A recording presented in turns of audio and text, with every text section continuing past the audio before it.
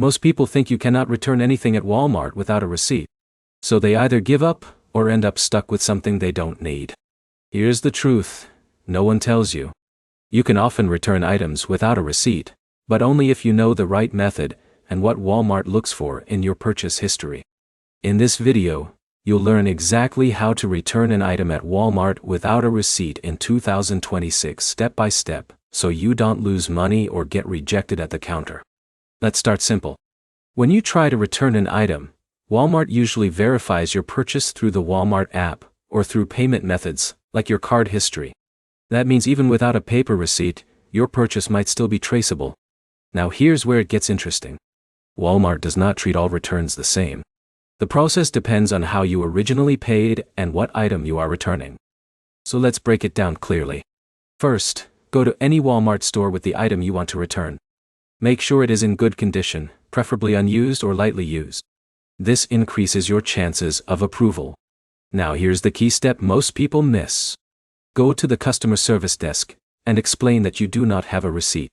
The system will then try to locate your purchase using your debit card, credit card, or Walmart account. Imagine someone like Alex trying to return a kitchen gadget he bought weeks ago.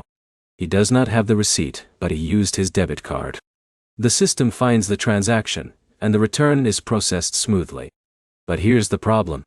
If the system cannot find any record of your purchase, Walmart may still allow a return, but it often comes in the form of store credit instead of cash or card refund.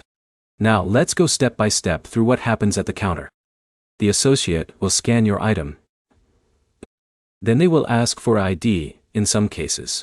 This helps Walmart track return history and prevent abuse of the policy. If your purchase is found, you get your refund back to the original payment method. If not, you may receive store credit based on the item's current value. Now here's something most people don't realize. Walmart also has return limits for no receipt returns. If you do too many returns without proof, your account may get flagged for review. So it is important to use this option responsibly.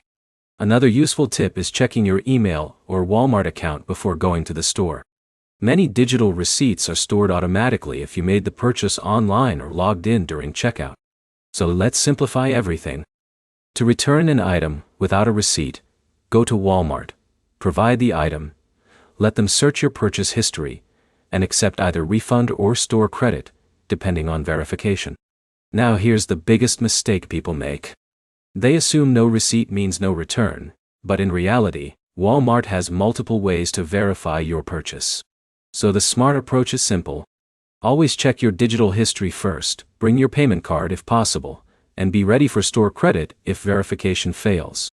Once you understand this system, returning items becomes much easier and less stressful. So here is the final takeaway. You can return items without a receipt at Walmart, but success depends on verification through payment history or account records.